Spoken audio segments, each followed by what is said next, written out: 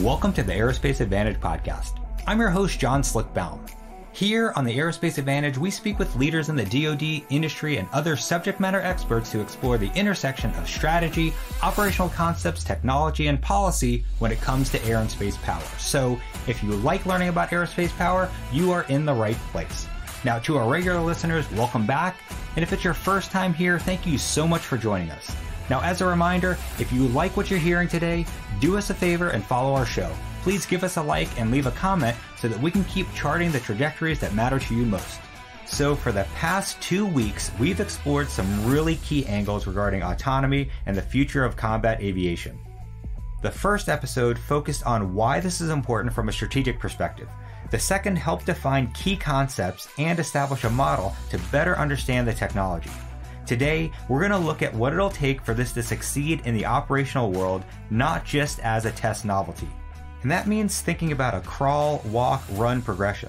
That's how technology evolves almost everywhere else, so it's a logical path here too. So all of this helps us lay out a vision for what you might see in 5 years, in a decade, or even 15 years out. Bottom line, all of this is really exciting stuff. Okay, so today our panel includes Mike Paco Benitez, who, as you know, works at Shield AI. So Paco, welcome. Hey, Slick. It's great to be back. Awesome. And we also have Brett Darcey, who works at Heron Systems. Hey, Slick. Great to be here. And of course, we have Mitchell's very own Dr. Caitlin Lee. Hey, Slick. And Heather Penney joining us today. Slick, howdy. Awesome. Well, I really appreciate everybody coming back for this last episode. And this is a really unique panel because Paco and Brett are helping innovate this tech, while Heather and Caitlin are helping better understand its real-world application, the concepts of operation that will be used, and the broader force structure implications. And Heather and Paco, they're both combat veterans, so we have some really awesome operational insight here today. So Paco, I want to get started with you, and you're really in the heart of this world, so let's cut to the chase. And I got to ask, where do you see autonomy and Airpower being at the 5, 10, or even the 15-year mark? So kind of lay out your vision for what you think we'd see on the operational flight line. Well, it's like that's a ton to unpack. But the bottom line up front, it's entirely possible. It's feasible on all of those horizons. So you look at 5, 10, and 15, just for context, it really just depends on if we prioritize our resources accordingly. So in 5 years, less than 5 years, we build a nuclear bomb. Less than 10 years, we put a man on the moon, and less than 15 years, we invented the ICBM. So if you start at the 15-year mark and work backwards, just for everyone's context, that would be 2037. That would be what I would consider Block 3 CCAs, your combat collaborative aircraft, with tactical autonomy would have touched the full spectrum of .mil PF. And so for those listeners who aren't familiar with what that means, that's a staff mnemonic that basically forces everyone to address all of the issues that it's going to take to get something from the lab to the field or concept to combat. And if you don't address all of those aspects, then it'll never leave the lab. It'll never reach the warfighter. And a couple examples of that, again, this is on that 2037 time frame. Doctrine, the way that we fight with these, we're going to have new missions with a new lexicon, things like aerial mining and forward sensing, tethered versus untethered ops. Organization, the way a fighter squadron looks, or a bomber squadron, or whatever kind of squadron it might, it's going to look drastically different than it does today. It's going to reflect that man-on-man teaming. It's going to have hardware, software, and embedded support for those operations, whether that's software engineers, or some kind of COCO model for contract operated support. So for training, tactical autonomy, you're going to need a place to train. It's not in the air. And that means that the same autonomy that we fly with in the air is going to have to be in the sim. And so we can train and interact with those behaviors to mature that trust and maintain that readiness of that tactical autonomy. The leadership and education. And so there's a ton to unpack there. Let's just say that today, the way a fighter pilot knows about the engineering limits and capabilities of how to use his radar sensor, they will have that same foundational knowledge. So someone going through weapons school in 2037 is going to get a whole academic course on how autonomy works at a PhD level. Personnel, and so your autonomy engineers, they won't just be embedded, they're going to be assigned to fighter squadrons to maintain the readiness of tactical autonomy. It's not just static software. It needs constant learning and evolution, whether it's blue capabilities or red capabilities. And as that environment evolves, the behaviors have to evolve with it. Policy, it's going to get way more specific with very precise language that's equally understood by everyone. That includes operators, people who have to support that, people in the oversight role, and obviously the policy wonks out there that we all know and love. So that's kind of block 3 on that 15-year time horizon you mentioned. If we look at a 10-year time horizon, that would be what I can call a block 2. And so you'd see mature, kind of you're maturing what is a block 1, form, fit, and function. And so really want to talk about block 1, which is that 5-year time horizon, which is probably what everyone kind of really cares about. So back in episode 1, I called my shot when I said, if the Air Force can't field CCAs in 5 years with trusted and effective tactical autonomy, then something is seriously wrong with the process. And so what I mean by that is that in that time horizon, just the way that the government is structured, the long pole in the tent is bureaucratic. It's not technological. And so in 2022, I looked this up, there were 685 funded AI programs in the Department of Defense.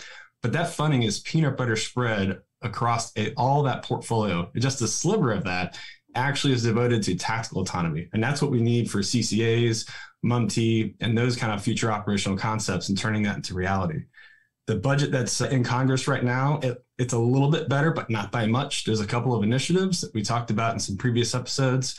And the budget that we're going to see for 2024, that hits the streets in February. So we don't really know what's in it, but just based on the timeline, if you put a bunch of resources in 2024 to field something by 2027, that's a really tight timeline. It's possible with the right leadership, prioritization, resources, and authorities, but back to the beginning examples of his history, a sense of urgency. So that block 1, what we could have in 2027, if all those were aligned, we could field a CCA man-to-man teaming ratio for probably a 4-to-1. So 4 CCAs to 1 manned aircraft. For some kind of limited scope mission, whether it's suppression of enemy air defenses or penetrating strike or a penetrating ISR, but you're probably not going to have a vehicle that can do all 3 of those in that block 1 tranche. So Paco, I really like what you said about, breaking it down into tiers that are related to timeframes, because we've got to get a minimum viable product out there so we begin training with it, training the autonomy, and then maturing all the other back-end stuff, the .MLPF that you spoke about. So that's a great discussion that really, I think, contextualizes the entire problem.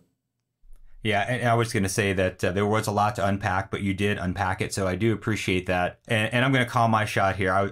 I think your block 1 is going to be maybe the 10 or 15-year point, but because I just know the government bureaucracy, I hope I'm wrong, but I'm just going to throw that line in the sand. That's a good point. Complexity is definitely a thing. If you have a unproven platform with new sensors and a new software architecture and a new communication and a new operating environment and a new operational concept, the complexities, as you know, in every modern weapons systems program that we have, that's what leads to delays and cost overruns. So we have to be specific. Absolutely. And again, not to be negative or devil's advocate, but I just know, as you mentioned, the bureaucracy is just going to take forever to get the right person to want that OPR bullet to make it happen. So, but Brett, I want to bring in here because I've got to ask you, what does this mean for combat aircraft, with these same waypoints? And how do you expect to see manned combat aircraft evolve in relation to their autonomy empowered counterparts that we're going to see on the battle space?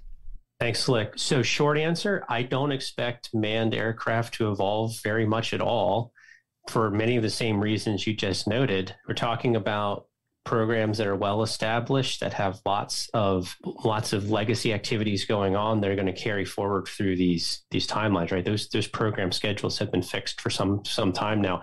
Will we see incremental changes? Yeah, absolutely. I would expect, especially in the areas around what the pilot has at his or her just fingertips, right? There's an expectation of more battle management, tasking happening inside of the cockpit, and then I would expect we can think of tablets or other kinds of human machine interfaces that are going to have to be delivered and iterated as these 5, 10, and 15 years evolve.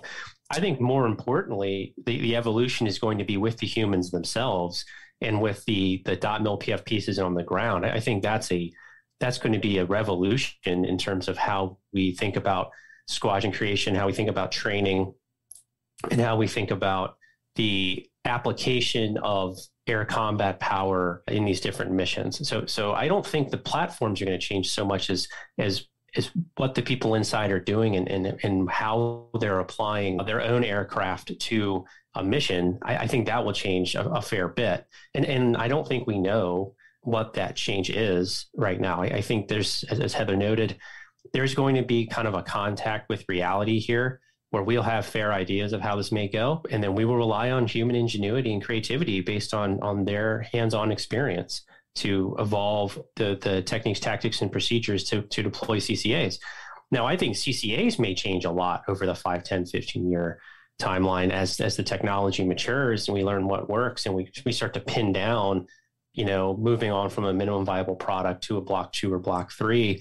I think because those programs are not specified yet, if someone out there is paying attention, I hope they build in that hardware and software evolution path into the programs, because we do not have an ability to write requirements for these things now. We can write general objectives and we can start to pin down requirements such that we know them, but we need to give ourselves permission to innovate and take some risks in these areas. And it's like, yeah. I love what Brett says about that, it's not necessarily a bad thing that we've got some bureaucratic inertia behind the manned platforms. We will continue to need what they do in the battle space, and we will continue to need the human innovation and ingenuity that combat, frankly, requires, right? But the other thing that Brett said is really important is that we need to be able to buy these aircraft, buy the CCAs, get them fielded, even if it's just like an operational test and evaluation, so that we're beginning to experiment with them so we can develop and learn what the requirements should be. So requirements should follow, in some ways, our ability to have that first contact, to get to play with the autonomy with the CCAs. And I think that inversion, I think, will be really important.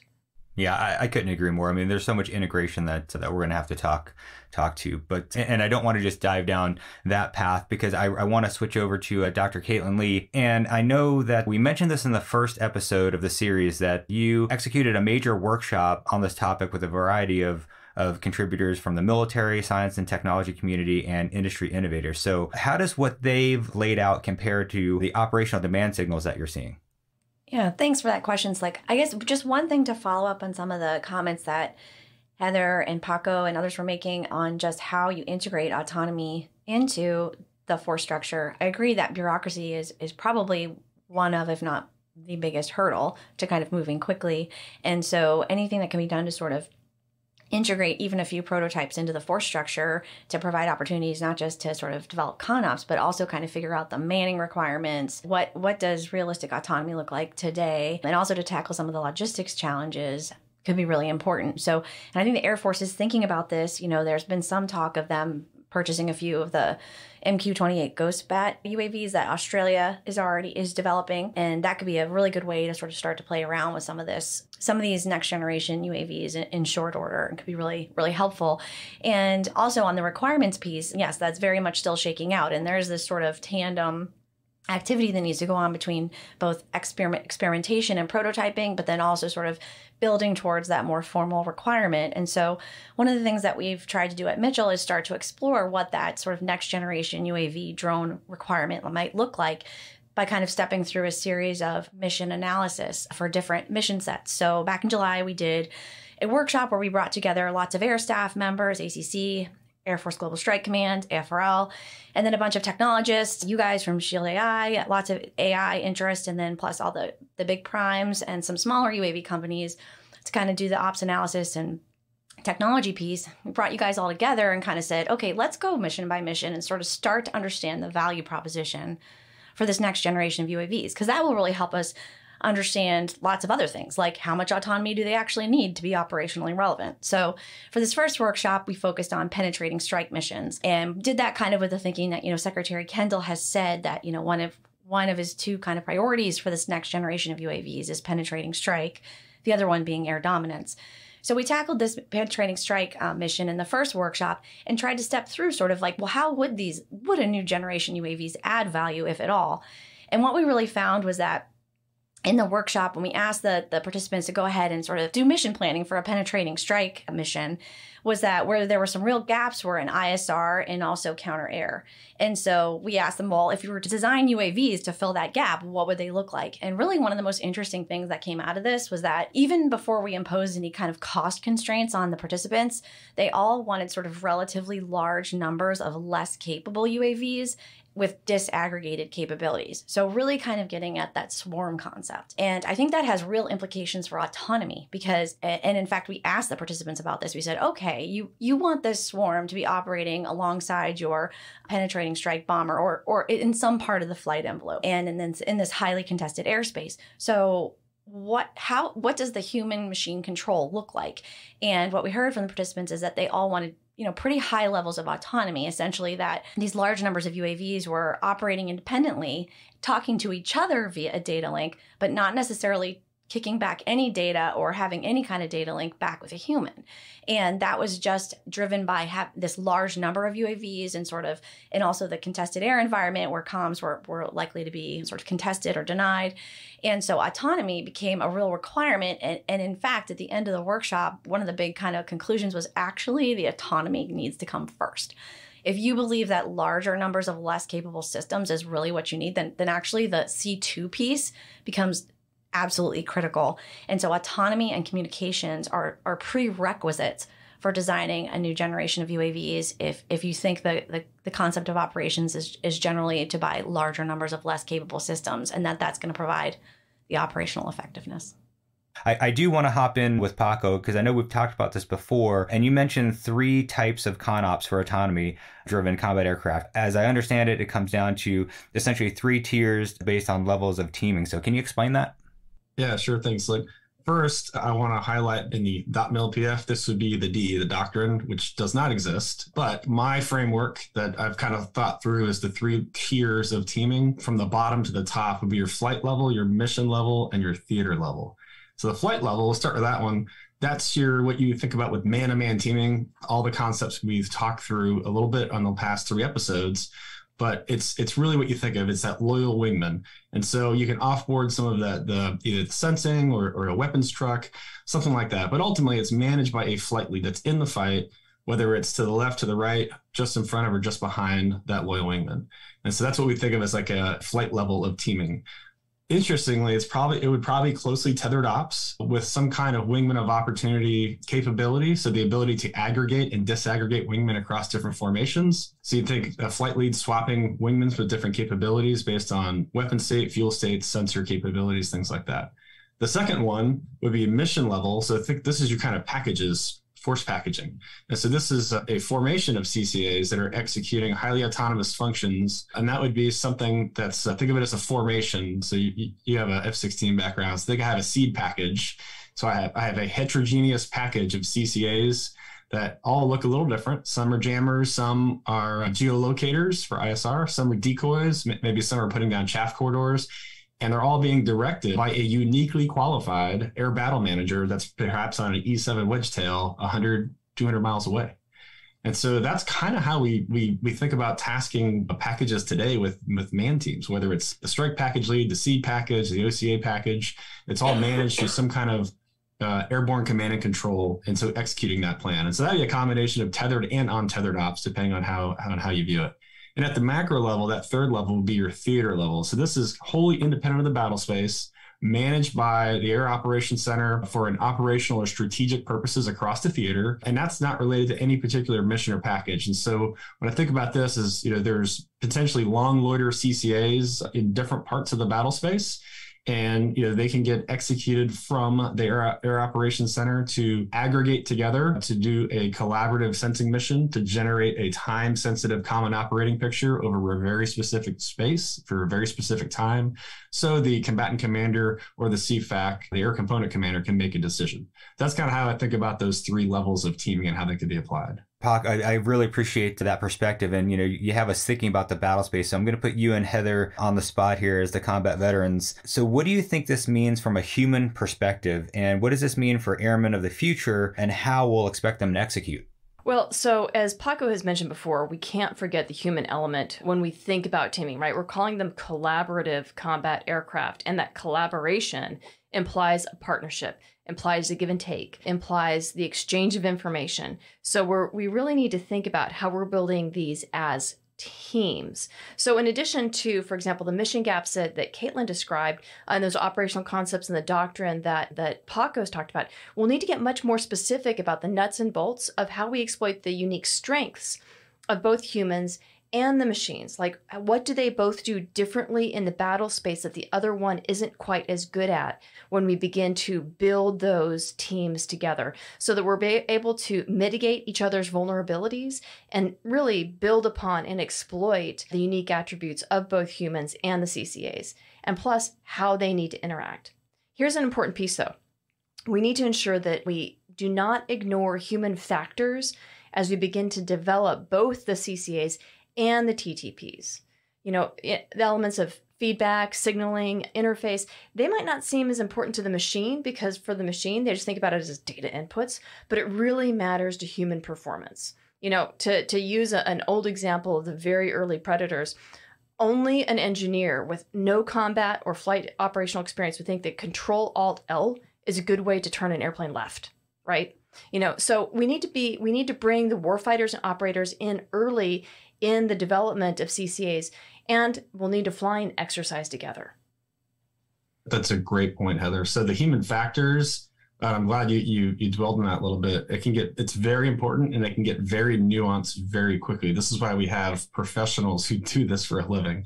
And so it goes all the way back to the Cambridge cockpit back in I think it was the 1920s, 1930s, where they figured out how to actually the optimal layout of the instruments in the cockpit. So transferability between different aircraft and standardization for training could happen. Today, we call it PVI, it's pilot vehicle interface. And so we have entire working groups who focus on this for every MDS, every type of aircraft, because you know, what is, and it comes to culture, training, experience in each one of these pockets of excellence we have in our flying communities. And so, you know, something that's magenta in an F-16 cockpit and it's a triangle might be yellow and a square in an F-35 cockpit. And so even having those nuances as we switch between platforms, that transferability, there's definitely a learning curve.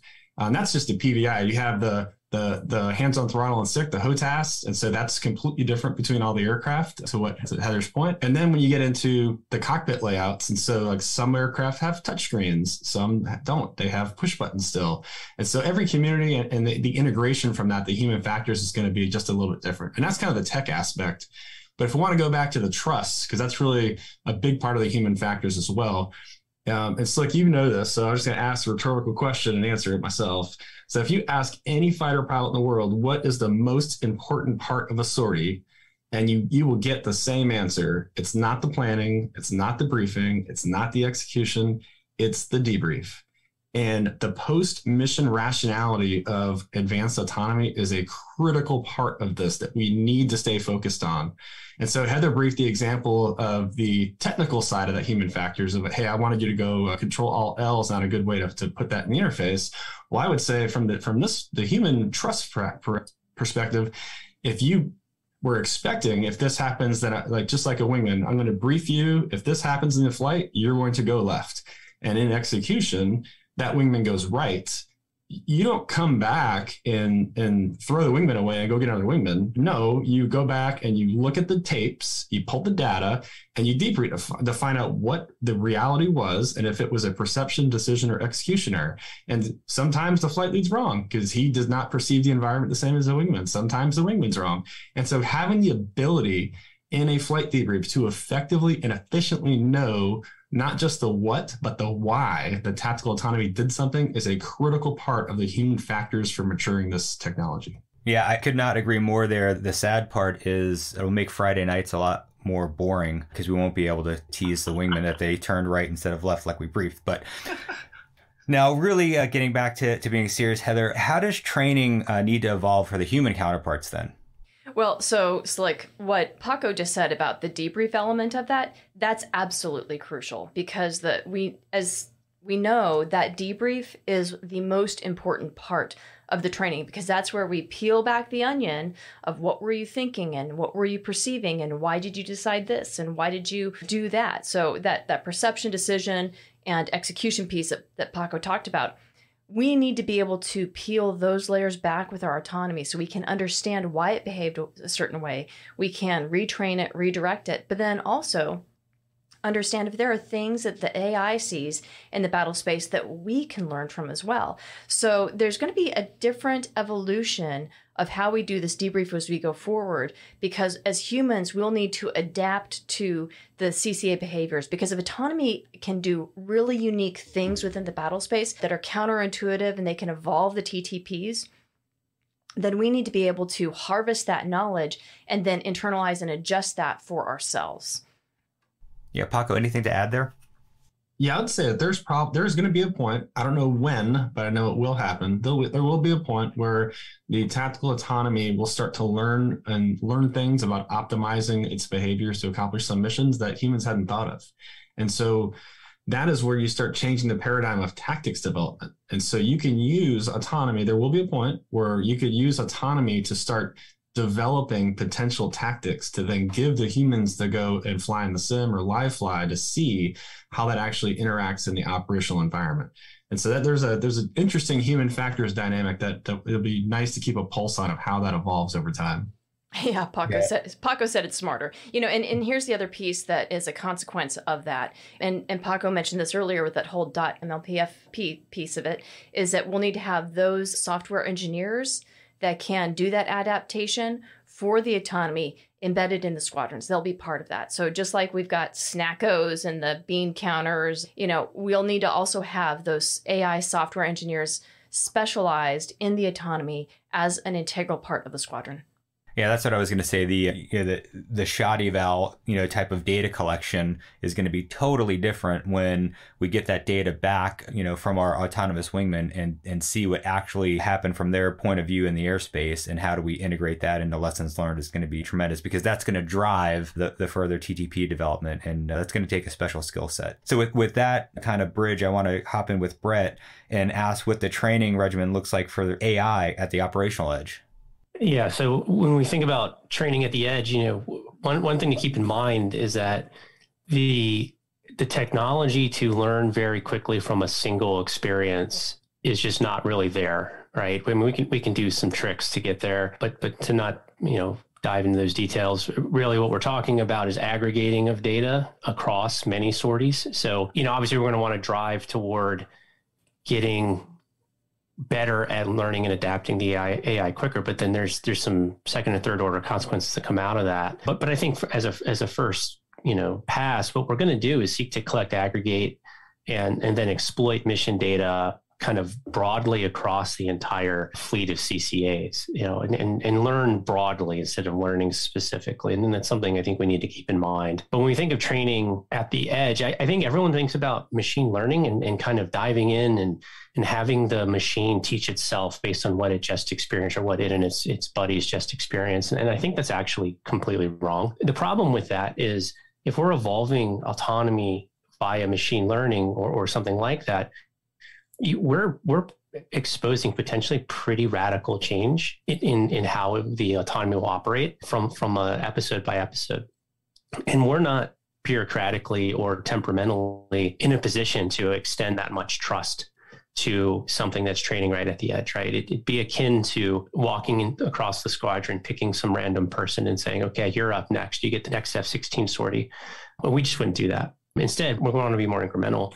And I think that drives us toward things like changing the parameters that are guiding the autonomy's decision making. So better optimizing for what we're seeing. And examples of that could be things like making sure we're getting the effective ranges of threats right. We may go in with a supposition that, this certain radar can see you at a certain range, or that a missile can reach out and get you within a certain envelope. And we may be wrong. And just simply changing those parameters will change how the autonomy behaves, but in a much more predictable way we can trust. And so what we're trying to do is update or optimize the behaviors, tasks, and tactics that we already have vetted via some kind of a DTOT process and then the human machine training operations that Heather and Paco talk about, but not radically change what's happening. Just make the autonomy perform better against the world as it actually exists versus the world it was built for. And I think that's kind of the way forward when we start thinking about training at the edge.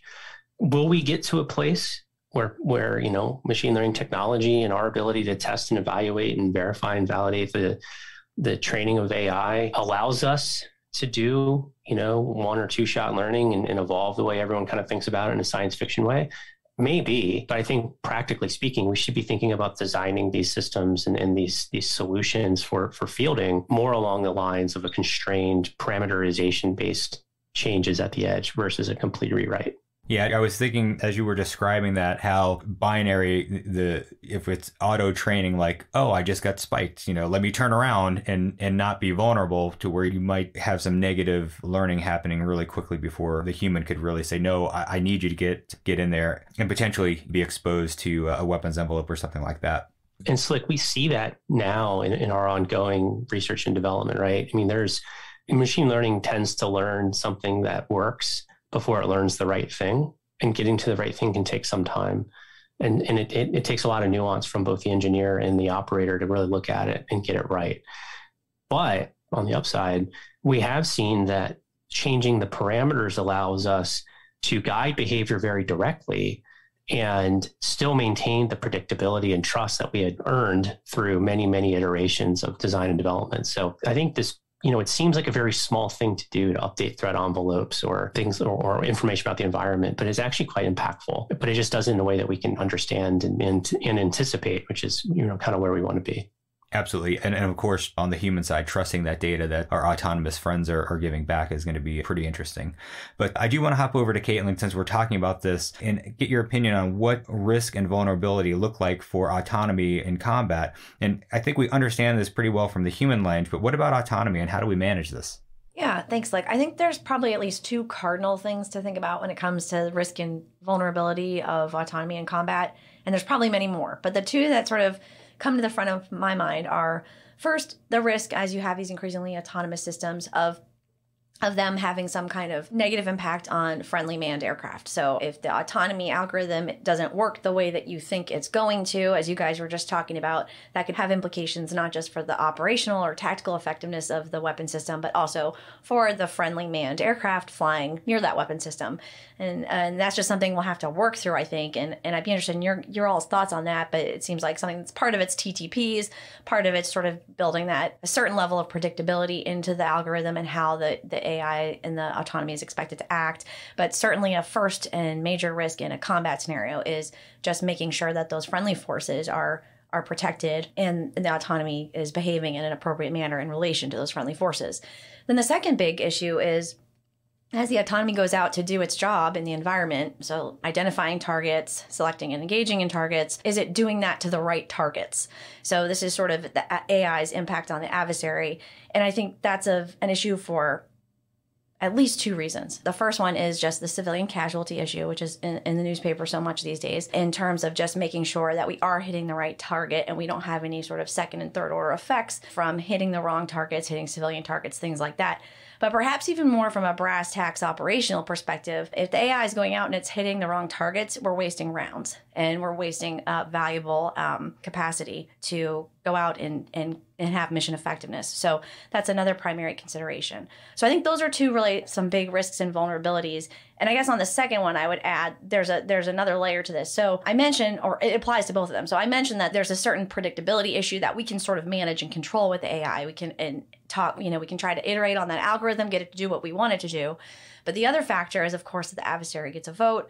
And so both in terms of protecting those friendly forces, but also in terms of hitting the right target, what we also have to worry about is not just building fidelity into the algorithms, but also the potential for the adversary to try to trick or spoof our AI. And so that's another concern as well. That's a great segue for my next question, because, we often say that the enemy has a vote here. So we know our adversaries are developing this type of tech too, and they're coming up with their own ConOps. So how do we need to fold that into our thinking as we're developing ours? And Paco, I think you probably have some great insight here. Yeah. So Slick, what I'd say is we talked about, I think it was in episode 2, it might've been episode 1, but the Air Force, we'll say the Air Force, Air Forces in general in the modern age are constrained by numerous paradigms, and that's risk to force, risk to mission, cost imposition, and cost exchange. I know Mitchell has done a good job of talking about cost imposition, cost exchange, and cost per effect. All of those are paradigms that are constraining the current Air Force. And China knows this, Russia knows this, we know it. And so with that in mind, like this technology is designed to solve those problems. And so when we think about applying that in the battle space today, when we go out and we fly and we look at a Russia or China scenario, let's just pick on China for a little bit. At the end of the day, it is a manned versus manned fight for airmen. Tomorrow, again, changing that paradigm, there's going to be 3 new dynamics. There's going to be a manned versus an unmanned. There's going to be an unmanned versus a manned. And then there's going to be an unmanned versus unmanned. And the key takeaway is not that there's 3 new dynamics that's going to be injected into the battle space. It's that 2 of those 3 new dynamics are red-induced dynamics. And so we have to keep in mind of where China and Russia are going and make sure that we are not the fast followers, but we're taking the lead so we can control that battle space. And the last thing I'll say, since we're thinking about strategic competition with China and Russia, and in this context of applying tactical autonomy, there's one enduring advantage that the United States has over both of them, and they will have for generations, and that's allies and partners. And so, I spent my entire military career dealing with security stovepipes that I'm sure Slick and Heather, you have too. And in a lot of cases, it actually hurt programs more than it helped because it stifled progress at the expense of security or perceived security. And so when we look at tactical autonomy, whether it's something like an MQ-28 or something coming out of the UK, really an AUKUS type focus, or the interfaces, the architectures, the software, the behaviors, we need a yes foreign approach. So a no foreign is not going to work with this. We need a yes foreign approach. And so if we can find ways to help Australia field the MQ-28 man-to-man teaming with their F-35s and their F-18Fs, and we can help the UK's Tempest program, which is their 6th generation fighter with their loyal wingman concepts, and we can all get better together faster, that's the way that we dominate this battle space. And that's the way that we take the lead over China and we take the lead over Russia, and we have that generational leap of capability that is able to deter them while assuring our allies and partners. Yeah, I could not agree more. And I know we've touched so much on the security limitations, so I really appreciate you bringing that up. And I'm looking at the clock here and know that we need to move on quickly because we could go on for hours, and we have, being in our 3rd episode here. But I want to ask Heather, what if the key assumptions we're going off of here don't play out? So what fallback options and agility based on discovery, what does that look like? Well, Slick, I think the main thing is we have to keep our manned platforms. We have to keep those production going. So that's our hedge. There's no way that we can invest, stopping the production and acquisition of manned aircraft because we're trying to save money that we can then put into unmanned aircraft. That's a losing proposition. I mean, we all know that divest invest has always failed the Air Force. Look at CAF Redux. We can look at a number of examples in the past where when the Air Force cut programs, divest early, or even just dialed back the rate of acquisition of manned platforms, that ended up leaving the Air Force smaller. It drove the existing platforms harder, so it prematurely and accelerated their aging process, and we got nothing on the backside. So although we sort of talk about F-35 and B-21 like, oh, there's all this bureaucratic momentum, it's really not the bureaucracy that needs to keep that going. It is a strategic and operational imperative to keep those production lines going because humans are the backstop. Humans are going to be that strategic hedge, and humans are going to be how we manage that risk within the battle space. Because we also need to think about what ends up happening, risk and vulnerability. Caitlin and Paco talked about some of that. But in addition to spoofing, what happens when autonomy experiences a context or a scenario in the battle space that they have not been trained for? So humans have that generalized intelligence and the ability to apply analogous situations to basically kind of chunk the rock and do their best guess and make something happen. We can adapt in real time, whereas the autonomy can't. So even if we're able to field these systems in the timeline that we need them, and I say this in that I'm not discouraging CCA at all. We need to have them for a number of really important reasons. But even if they do arrive in time, we have to be prepared for that real-time discovery and how we address what happens when they're surprised. So humans are going to be the backstop, bottom line, and we're going to continue to need to have manned platforms, so we have to build them and buy them as fast as we can. Well, this is our final episode on this issue for a while, so anybody have any save rounds they want to fire off? Yeah, I just got one, Slick. I think it's pretty clear from the episodes that this is a journey. And so thanks for having us. And we just want to ensure that we can bring along the Airpower enthusiasts, the experts, and those supporters along for that ride as we help create the future that the Air Force needs. And so one last thing is I want to have a shameless plug for Mitchell's new Center for the UAV and Autonomy Studies. So I expect to see more great things coming out of that from Caitlin and Heather. So no pressure. Thanks, Paco. Thanks, Paco. We'll do our best, and we'll have our first paper out this fall coming out of our workshop looking at UAVs for penetrating strike missions. And since we're also talking about reports, we just debuted our teaming report, 5 imperatives for CCA and human teaming. So catch that on our website. All right. Well, hey, again, I can't say thanks enough. And Paco, you are obviously key to this effort. So thanks for all your time. And thanks so much to the rest of the team for being here. I really appreciate it. Thanks, Slick. As always, it's great to be here, Slick. Thanks, Slick. Great to be here. Thanks, Slick. This is awesome. With that, I'd like to extend a big thank you to our guests for joining in today's discussion. I'd also like to extend a big thank you to our listeners for your continued support and for tuning in to today's show. If you like what you've heard today, don't forget to hit that like button and follow or subscribe to the Aerospace Advantage. You can also leave a comment to let us know what you think about our show or areas you think we should explore further. As always, you can join in on the conversation by following the Mitchell Institute on Twitter, Instagram, Facebook, or LinkedIn, and you can always find us at mitchellaerospacepower.org.